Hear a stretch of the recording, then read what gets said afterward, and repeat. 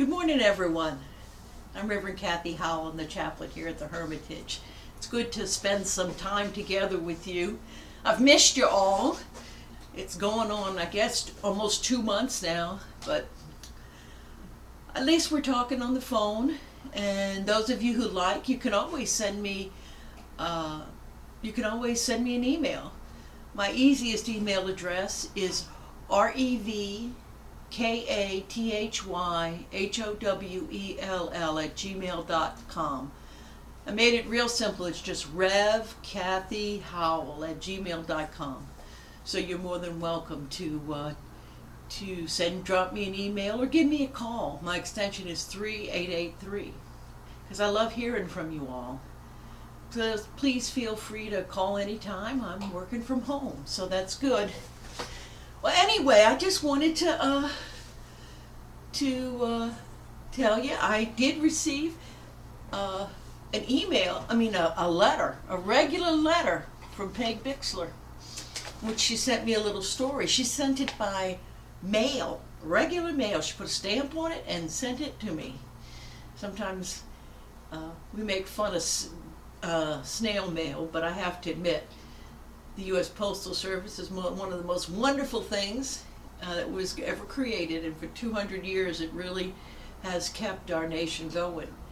Of course, I probably feel that way because my grandfather was a mail carrier. He was a rural mail carrier in a little town up in upstate New York called Redfield. He got the job back in, I think, 1915 and maybe 1914. I think he was quite young, 17 at the time. And he started out delivering the mail on horseback, in a wagon or in a buggy, or in the wintertime he used a sled. As a matter of fact, that's the way he met my grandmother. Seems she was a teacher at a one-room schoolhouse, and I actually had the pleasure and that was on his mail route. I actually had the pleasure of meeting one of Grandma Grant's students from back then. And he told me that they all loved it when they would hear the clump of the horse for the mail and the mail was coming, because they knew they'd get recess and Grandma would run out to go talk to Grandpa, well, soon to be Grandpa. Yeah, it was a good story. And they got married and they settled up in upstate New York, and they actually had, 9 children. Yeah, it was 9 children, and my dad was the second oldest. It was, he always has great memories of that time. My grandmother was quite accomplished. My grandfather, of course, on his tombstone, he's got a picture of a mailbox, and it says rural mail carrier and how many years among his titles. So the mail's a great thing. We keep in touch. Keeping in touch is real important. And I have to admit, I've got a lot of time here in the apartment, don't we all? But I've been keeping busy. Of course, I write sermons, I write articles, I do these videos, I do my worship services. And I have to admit, I'm doing a lot of reading, and I'm watching TV. I bought some paints thinking, painting supplies. I have most of my paints from when I used to paint. If y'all remember, that's one of my pictures behind us, my paintings behind us. I thought I'd start again, but I don't know. I've just been busy and I haven't done it yet. Maybe soon. But anyway, maybe now that I've mentioned it, we'll see. But I did want to go ahead and just share with you a story that Peg Bixler sent me. It's one of those good stories that'll preach well. I planned on using it in a sermon, but maybe I will one day. But in the meantime, I'll go ahead and share it with you right now. There was a woman who'd been diagnosed with a terminal illness. She'd been given 3 months to live. So as she was getting together her things in order, she contacted her pastor and she asked him to come down to her house to discuss her final wishes. When they got together, they talked a long time. She told him which songs she wanted sung at the service, which scriptures she wanted read, what wanted to be read, what outfit she wanted to be buried in. The woman also requested to be buried with her favorite Bible in one hand. And then she told the preacher, and in the other hand, I want you to put a fork. And the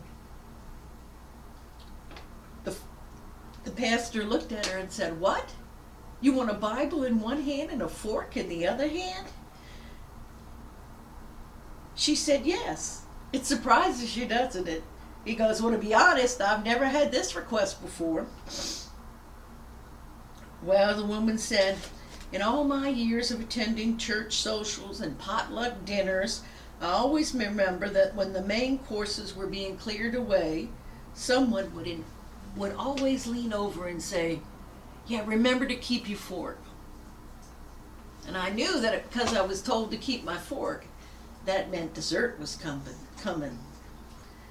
Something better, like velvety chocolate cake or deep dish apple pie.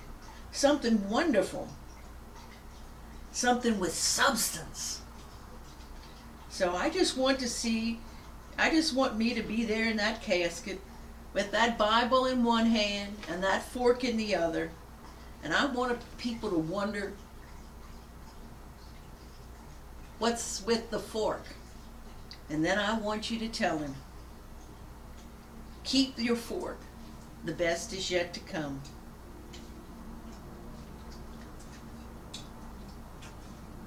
She says, "Because that's what I know. This life, I've been blessed with a good life, but the best is yet to come. So I better hang on to my fork." The pastor's eyes welled up. He hugged with tears of joy, and he hugged the woman goodbye. He knew this might be one of the last times he would see her before she died. But he knew the woman probably had a better grasp of heaven than he did. She knew something better was coming. At the funeral, the people were walking by the woman's casket. They saw the pretty dress she was wearing, her favorite Bible, and a fork in her right hand. Over and over again, the pastor heard the question, "What's with the fork?" And over again, he smiled. And he shared that conversation. Oh, well, the things we do in this life are important. But one of the most important things in this life is to remember we're just passing through. We're on our way to a better place. It's one of the things that mark Christians. We do what good while we can. We enjoy what's here to be enjoyed. We bear what has to be borne. We know in faith we're never alone. And even those who go on before us, well, they're in a place where things are better. And we'll be in that place. Because for us indeed, as Christians, the best is yet to come. Amen. Talk to you soon.